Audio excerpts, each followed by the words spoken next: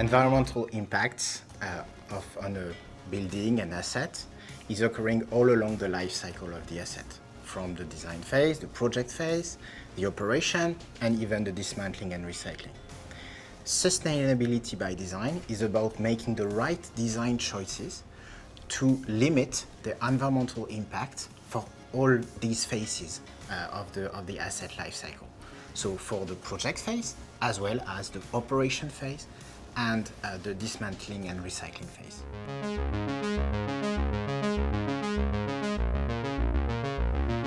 Materials account for around 20% of the worldwide greenhouse gases emissions, with steel 8%, cement around 5%, and various chemicals another 5%.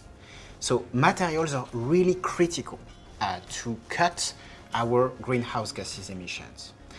It's also true in the building and infrastructure sector.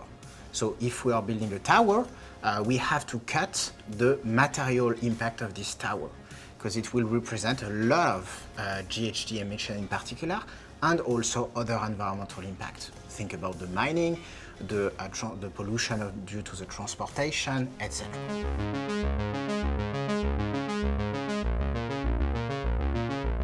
So, concretely, engineers and architects are making design decisions around materials at the very beginning of the project. So when they design a tower, when they design a building, they will choose the right material depending on its performance, its cost, and possibly its sustainability.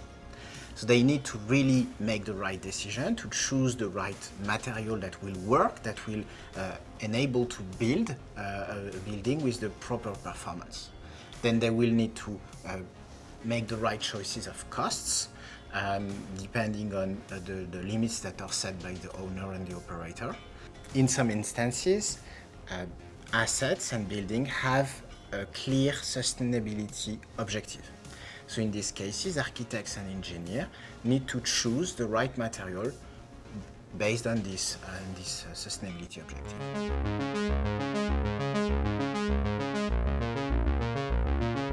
So on the new tower project, we chose steel for, I would say, 2 to 3 reasons. First is about performance. So it's about having a 300-meter tower. We know that steel can behave for a long time. Remember, the Eiffel Tower is 130 years old, so it needs to withstand for a very long time. And we know steel can withstand for such a time. So that's the first instance. The second instance is about performance. So it's a very high tower. It has very high constraints in terms of strengths. And so when we simulate with steel, we know it will work. Finally, we wanted to choose a material that can be made with a lower environmental impact. And we know steel can be made in the medium term with a lower environmental impact at the quantities that are required for the new Eiffel Tower.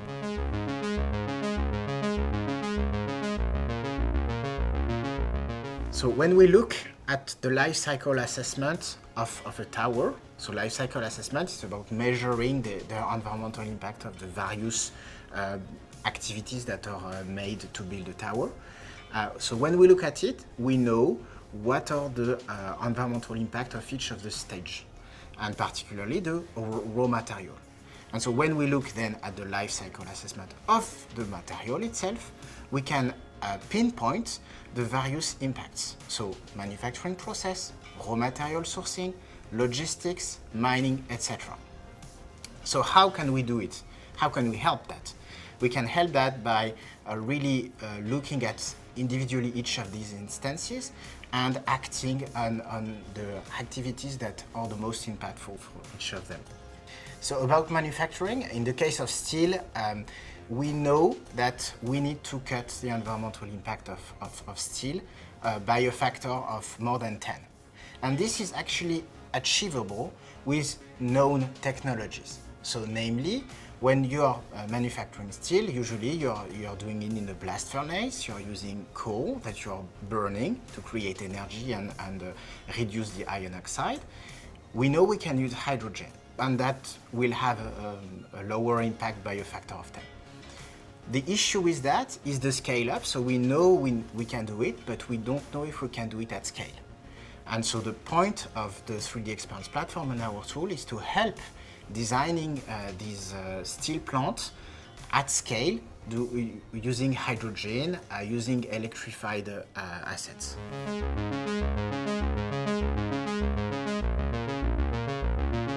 When you design a process, you will design it in our systems. In CATIA, for instance, you can design the instruments and the flow diagram that the material will follow along its life inside the processing plant. And then what you can do is you can really look at the environmental impact of each step and lower the impact of each step based on some design choices. Additionally, what you will do is you will really design in 3D the new processes, the new instruments that you will use using our platform, our systems to do it. And finally, what you will do is you will also optimize during the life of the assets thanks to planning and scheduling systems using Delmia technology to really optimize the carbon footprint and the various environmental impact of your steel plant.